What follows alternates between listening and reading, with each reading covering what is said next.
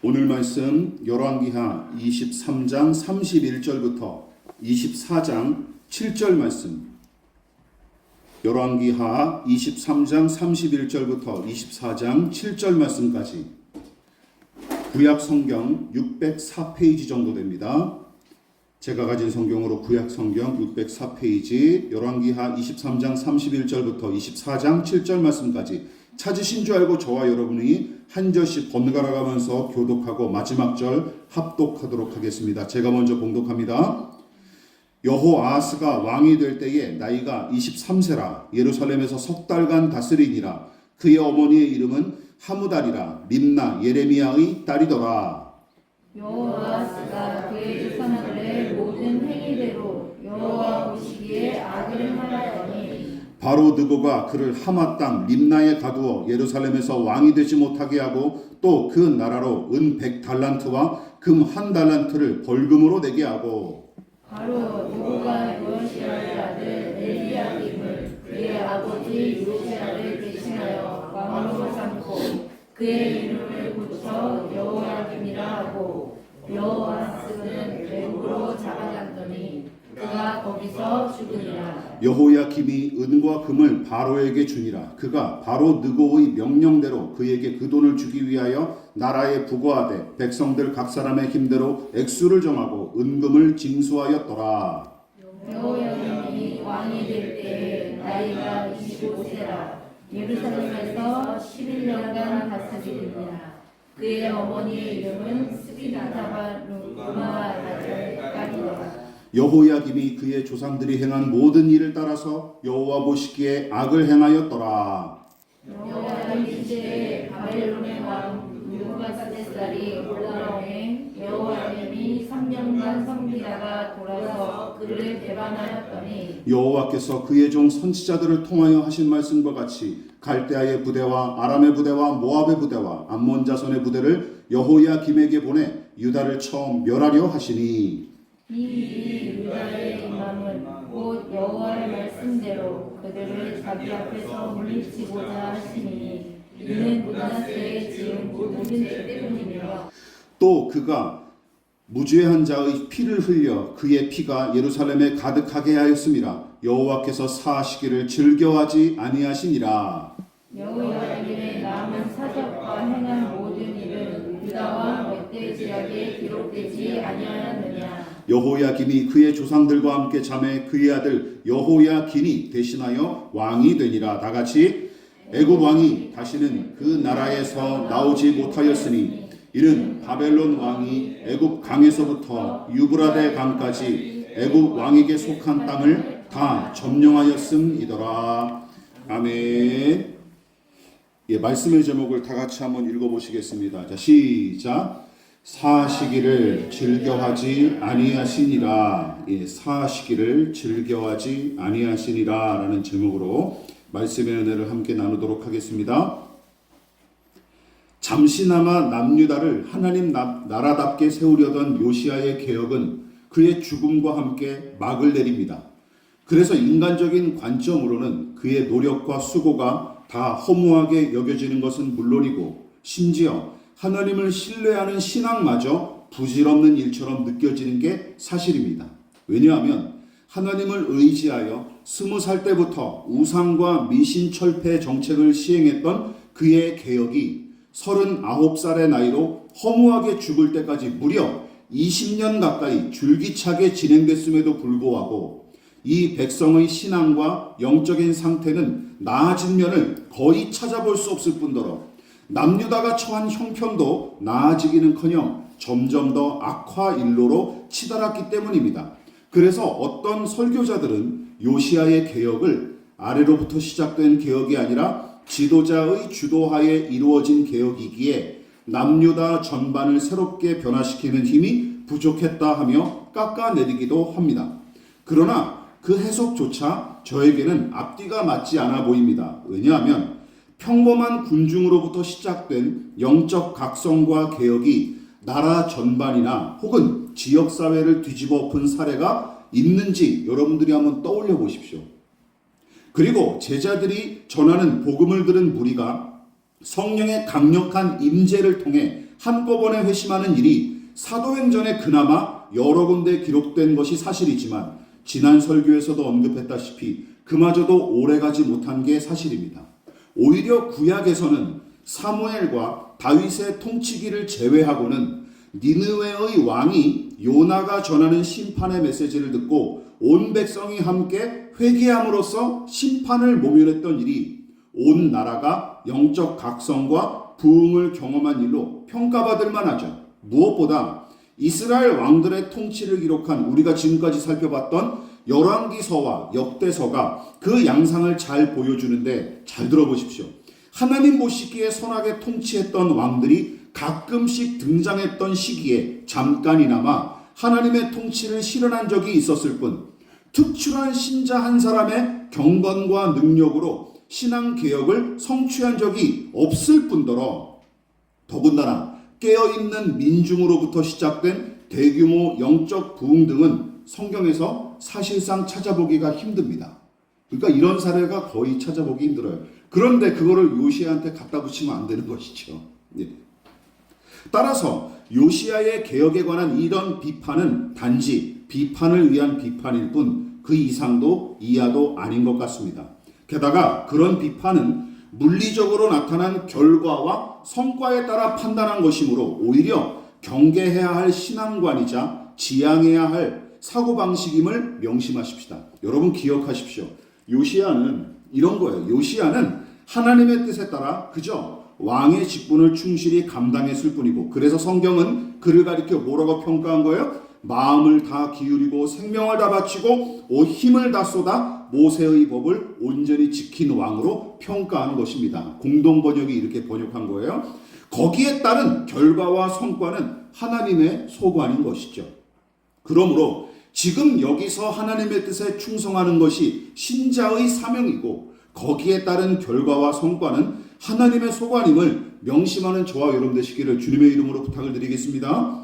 자, 어쨌든 남유다의 역사도 요시야 이후로는 급격하게 기울어지기 시작하고 이제 이후로부터는 우울한 이야기만 계속될 거예요. 끝날 때까지. 그 이후에 남유다를 통치한 4명의 왕은 요시야의 정신을 이어받기는커녕 도리어 크게 상처입고 휘청대는 이 나라에 소금을 뿌리다가 함께 망하고 마는 것이죠. 그 중에서도 오늘은 요시야의 두 아들인 여호아하스와 엘리야김, 여호야김의 이야기를 통해 교훈과 은혜를 3가지 정도로 나눠보도록 하겠습니다. 자, 첫 번째 우리 같이 한번 소제목 읽어보겠습니다. 시작. 하나님 나라의 자유와 권세를 거의 상실한 남유다. 본문에 등장하는 여호아하스와 엘리야김은 둘 다 요시야의 아들인데 여호아하스는 아버지의 뒤를 따라 남유다의 17대 왕으로 등극했으나 몇 개월 만에 폐위가 되어 3개월도 채 왕의 자리를 차지하지도 못하고 그냥 죽임을 당합니다. 끝내 죽임을 당하죠. 무슨 일이 있었습니까? 그 힌트가 역대하 36장에 기록되어 있어요. 역대하 36장에 이런 말씀이 있습니다. 자, 읽어볼게요. 시작. 그 땅의 백성이 요시야의 아들 여호아하스를 세워 그의 아버지를 대신하여 예루살렘에서 왕으로 삼으리. 아무런 문제가 없어 보이는 평범한 구절이지만 당시 남유다의 처지를 생각하면 얼른 답이 나옵니다. 여러분, 요시야의 마지막 이야기를 한번 떠올려 보십시오. 무슨 일이 있었습니까? 당시는 선대왕 요시야가 이집트와의 전쟁에서 패배했던 까닭에 남유다는 이집트의 지배를 받는 처지로 전락을 하죠. 하지만 남유다 백성은 그냥 관례대로 요시야의 아들인 여호아하스를 남유다의 왕으로 옹립을 했는데 문제는 무엇입니까? 그 자체를 못마땅하게 여겼던 이집트의 느고 왕은 자기를 무시한 대가로 남유다에 막대한 벌금을 부과했고 여호아하스를 왕위에 옹립한 지 3개월 만에 이 느고 왕이 그냥 강제로 끌어내립니다. 폐위시켜버려요. 폐위시켰을 뿐만 아니라 그를 디글라라는 곳에 감금했다가 결국은 이집트로 끌고 가서 처형을 해버려요. 한 나라의 왕을 그냥 처형해버립니다. 이집트 왕 느고가 말이죠.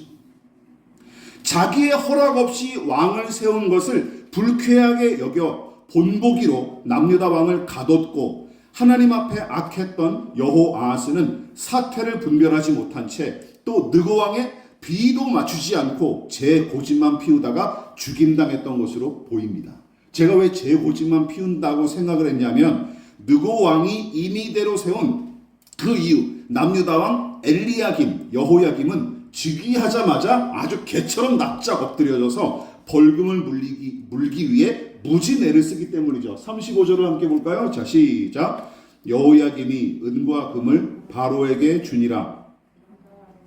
네, 다시 읽어볼게요. 시작. 그가 바로 느고의 명령대로 그에게 그 돈을 주기 위하여 나라에 부과하되 백성들 각 사람의 힘대로 액수를 정하고 은금을 징수하였더라.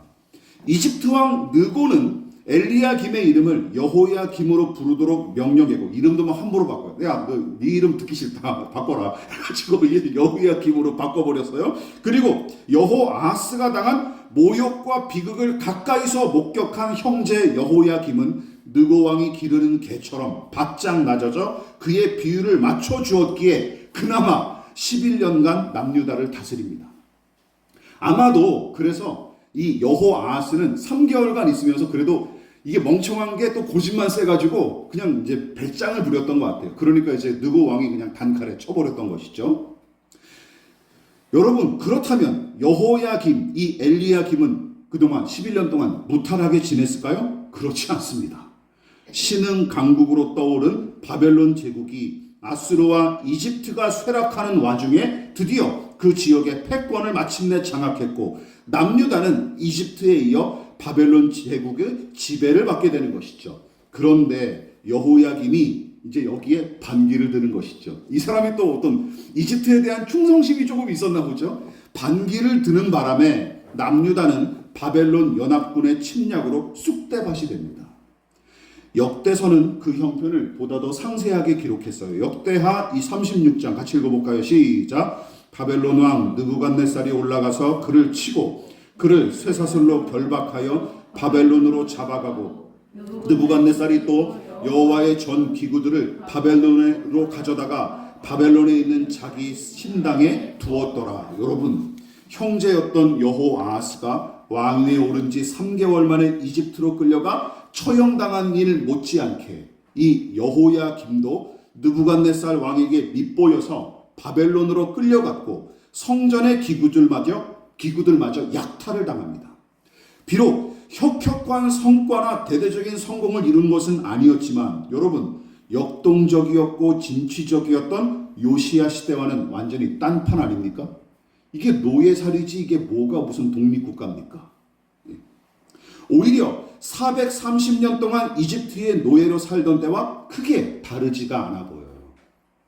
어쩌다 이 지경까지 이르렀을까요? 본문은, 성경은 다음과 같이 두 가지로 진단하고 있습니다. 자, 첫 번째 같이 읽어볼까요? 시작. 켜켜이 쌓인 죄악과 불의로 쇠락을 자초한 남유다. 여러분, 남유다의 쇠락과 비극은 우연히 벌어진 일이 아닙니다. 물론 개인과 공동체가 맞닥뜨리는 비극이 인과관계가 불분명한 상태에서 예상하지 못한 채로 찾아오는 경우가 많기도 하지만 실패와 비극의 원인을 분명하게 찾아볼 수 있는 경우도 적지 않습니다. 분명히 그런 인과관계가 성립되는 사건도 있다는 얘기죠. 남유다는 후자에 해당합니다. 왜냐하면 성경이 남유다 쇠락의 원인에 관해 분명하게 지적하기 때문이죠. 자, 우선 첫 번째 원인 32절과 37절을 각각 살펴보겠습니다. 같이 읽어볼까요? 시작. 여호와스가 그의 조상들의 모든 행위대로 여호와 보시기에 악을 행하였더니, 37절 시작. 여호야김이 그의 조상들이 행한 모든 일을 따라서 여호와 보시기에 악을 행하였더라. 성경은 다른 악한 왕들과 마찬가지로 요시아의 두 아들인 여호아하스와 여호야김이 하나님 보시기에 악을 행했다 하며 기록했고, 그 결과로서 남유다는 압제와 착취에 시달렸으며 왕들마저 죽임당한 것으로 평가하고 있습니다. 성경이 그 인과관계를 분명히 지적하고 있는 거예요. 특히 남유다의 쇠락과 타락을 가속화한 인물에 관해 지적하는 내용이 등장하는데, 바로 히스기야의 아들로서 우상과 미신숭배에 심취하여 백성을 마구 착취하고 믿음의 사람들을 가혹하게 다뤘던 누구요? 므낫세가 바로 그 원흉으로서 본문에 등장합니다. 24장 3절과 4절 이것도 같이 읽어볼게요. 시작. 이 일이 유다에 임함은 곧 여호와의 말씀대로 그들을 자기 앞에서 물리치고자 하심이니 이는 므낫세의 지은 모든 죄 때문이며 또 그가 무죄한 자의 피를 흘려 그의 피가 예루살렘에 가득하게 하였음이라. 여호와께서 사하시기를 즐겨하지 아니하시니라. 여호아스와 엘리야김 너머에 또 누가 있다라는 거예요? 므낫세라는 원흉이 존재한다라는 것이죠. 이 괴수가 존재한다라는 거예요. 므낫세는 어떤 인물입니까? 다시 한번 말씀드릴게요. 55년 동안이나 남유다를 다스리며 미친 듯이 우상과 미신숭배에 몰두했던 인물이에요. 그뿐만이 아니죠. 제 자식 새끼마저 몰록 신에게 불로 불태워서 제물로 갖다 바치는 짓까지 저질렀던 그런 인물이었습니다. 그 끔찍한 일에 관해 설교할 때도 제가 언급했다시피 여러분, 제 자식마저 손쉽게 신에게 제물로 갖다 바치는 인간이 백성의 목숨을 소중히 여길 리가 있겠습니까? 그러니까 어떻게 이야기하고 있어요? 열왕기하 21장 16절에는 실제로도 무고한 백성을 무수히 살해했던 까닭에 예루살렘 거리가 온통 피로 물들어 있었대요. 온통 피로 물들어 있었대요. 그러나 남유다의 쇠락과 멸망의 원인은 단지 므낫세를 비롯한 몇몇 악한 왕들만의 책임이 아니에요. 다시 말해 악한 왕 몇 명 때문에 이 지경까지 이른 것은 아닙니다.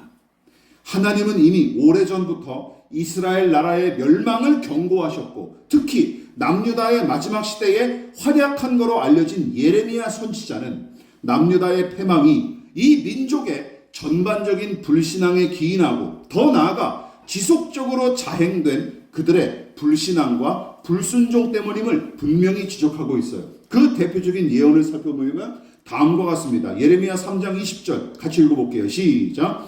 이스라엘 족속아 마치 아내가 그의 남편을 속이고 떠나감같이 너희가 확실히 나를 속였느니라. 여호와의 말씀이니라. 8장 5절 시작. 이 예루살렘 백성이 항상 나를 떠나 물러가면 어찌함이냐. 그들이 거짓을 고집하고 돌아오기를 거절하도다.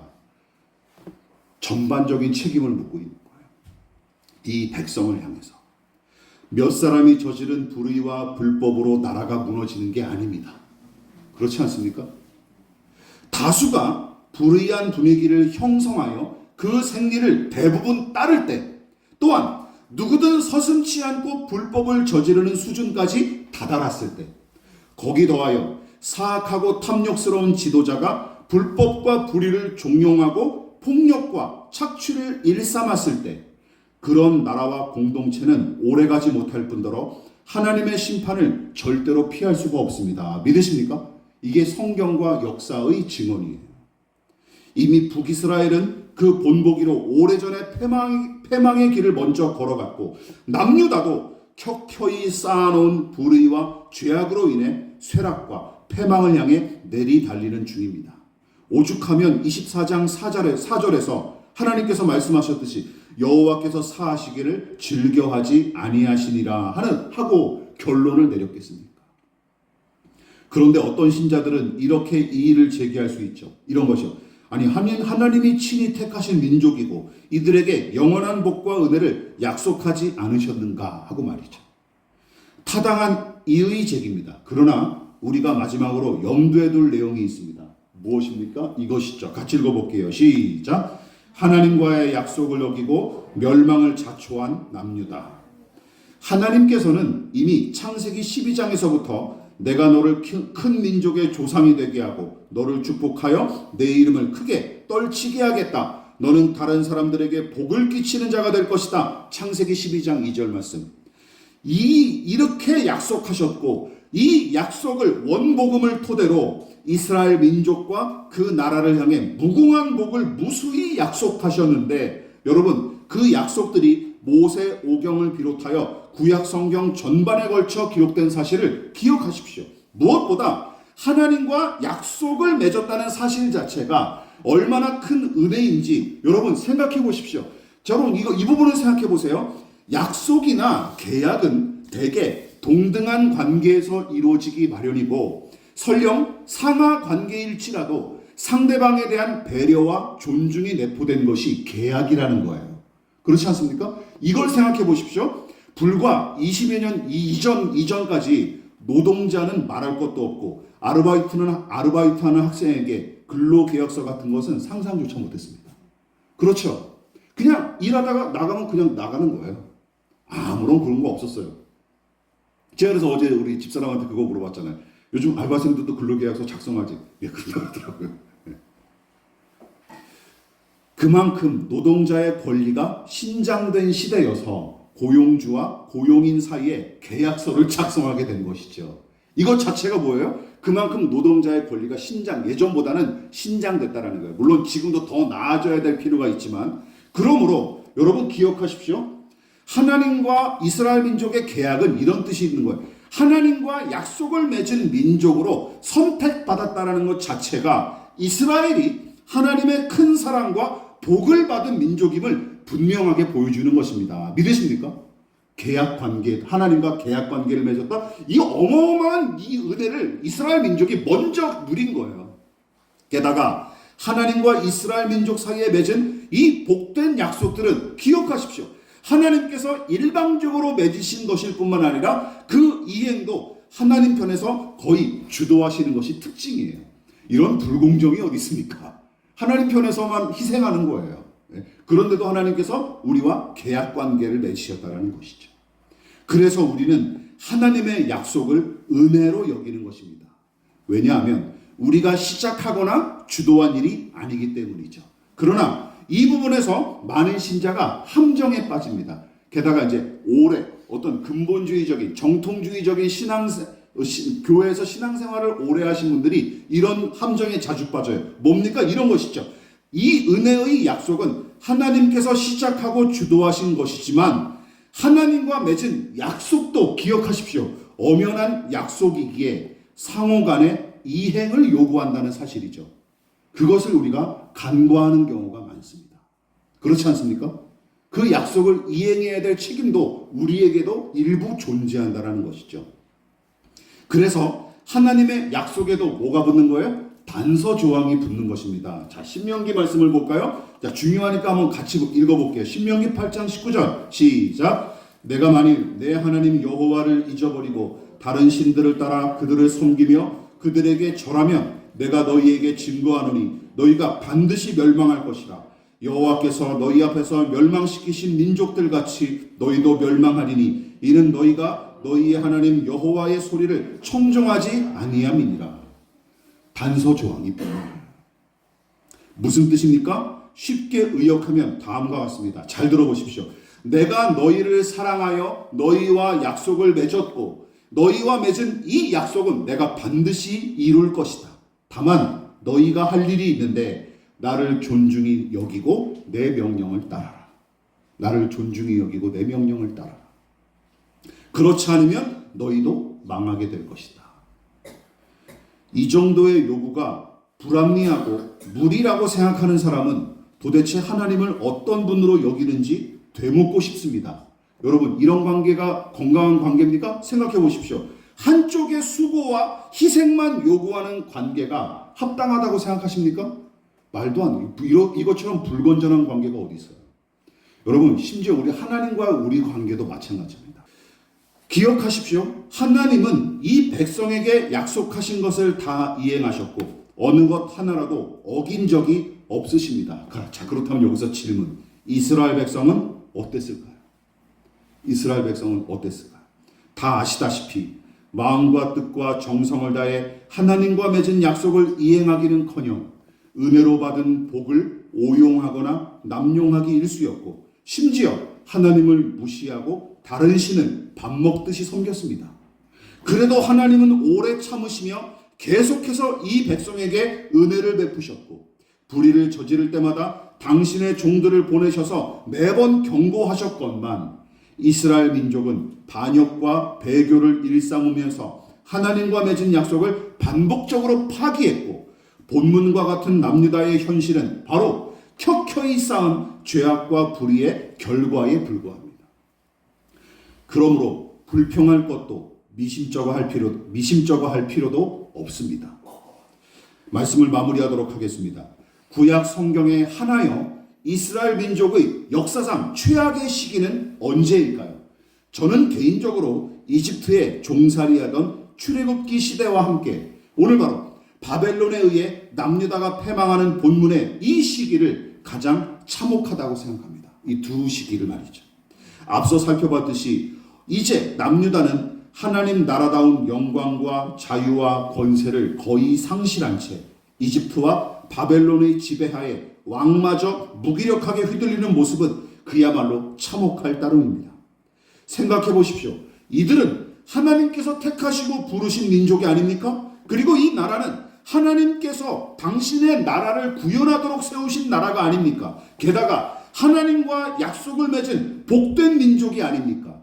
그러니까 하나님께서 당신의 영광을 나타내기 위해 선택하신 나라, 그리고 당신께서 친히 내려주신 복을 먼저 누리게끔 은혜를 베풀어 주셨고, 받은 복을 다른 민족과 나라에게 나누는 이 위대한 사명을 허락받은 이 나라가 받은 복과 은혜를 오남용하는 짓을 대대손손 이어갔을 뿐만 아니라 습관적으로 죄악과 불의를 일삼으며 하나님의 뜻을 정면으로 거슬렀고, 하나님의 백성답게 세상 가운데 빛과 소금의 역할을 감당하기는커녕 도리어 하나님을 빙자하여 부패와 불의를 일삼는 집단으로 전락한 것이죠.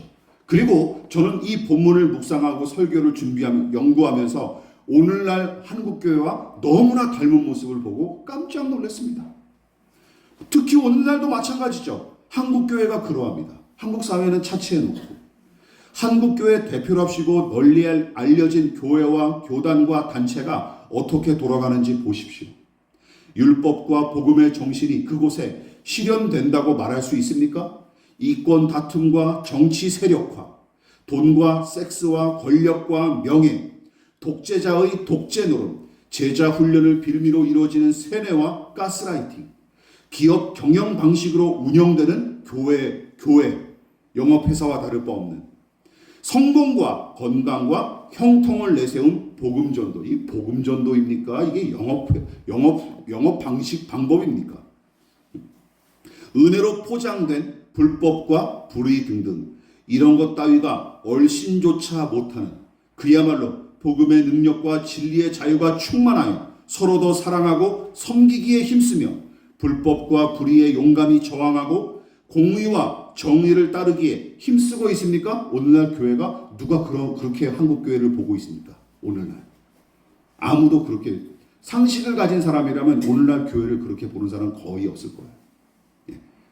맹신자가 아닌 맹신이거나 광신에 빠진 사람이 아닌 이상은 객관적으로 뭔가 조금이라도 볼 줄 아는 사람이라면 한국 교회에 대해서 그렇게 긍정적인 평가를 내릴 사람은 거의 없을 거라고 생각합니다. 이것 자체가 문제 아닙니까? 이것 자체가 문제죠. 지금 우리도 켜켜이 불의와 죄악을 쌓아가고 있는 중에 돌이킬 생각조차 하지 않고 있습니다.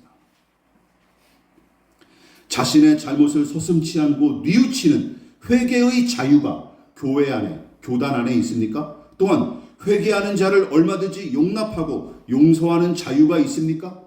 하나님의 뜻을 헤아리기 위해 말씀과 기도에 매진하고 성령의 거룩한 열매를 맺기 위해 늘 겸비한 자세로 은혜를 구하고 있습니까? 저는 자신이 없습니다. 저는 자신이 없습니다. 오히려 남유다처럼 작금의 한국교회도 불의와 죄악을 켜켜이 쌓아가고 돈과 섹스와 명예와 권세의 종로로 타는 모습만 보이고 앉아있으며 하나님의 자녀이자 예수의 제자다운 모습, 자태를 상실한 모습만 보이기에 그저 안타깝고 두려운 마음이 앞설 따름입니다. 그러므로 우리가 감당해야 될 이것입니다. 우리 자신부터 돌아보고 오늘의 이 교훈을 저와 여러분들에게 적용할 수 있기를 주님의 이름으로 부탁을 드리겠습니다. 우리가 할 일은 그거밖에 없습니다. 남 손가락질 하기 이전에 나는 지금 잘하고 있는가에 대해서 생각해 봐야 되는 것이죠. 우리가 우선 감당할 일은 거기서부터입니다. 이 남유다의 부패와 망조의 길을 저와 여러분들이 반면교사로 삼아 우리 자신의 개혁과 갱신을 위해서 꾸준히 하나님의 은혜를 구하는 저와 여러분 되시기를 주님의 이름으로 부탁을 드리겠습니다. 기도하겠습니다. 그러므로 너희는 이렇게 기도하라. 하늘에 계신 우리 아버지의 이름을 거룩하게 하시며 아버지의 나라가 오게 하시며 아버지의 뜻이 하늘에서와 같이 땅에서도 이루어지게 하소서. 오늘 우리에게 일용할 양식을 주시고 우리가 우리에게 잘못한 사람을 용서하여 준 것 같이 우리 죄를 용서하여 주시고 우리를 시험에 빠지지 않게 하시고 악에서 구하소서. 나라와 권능과 영광이 영원히 아버지의 것입니다. 아멘.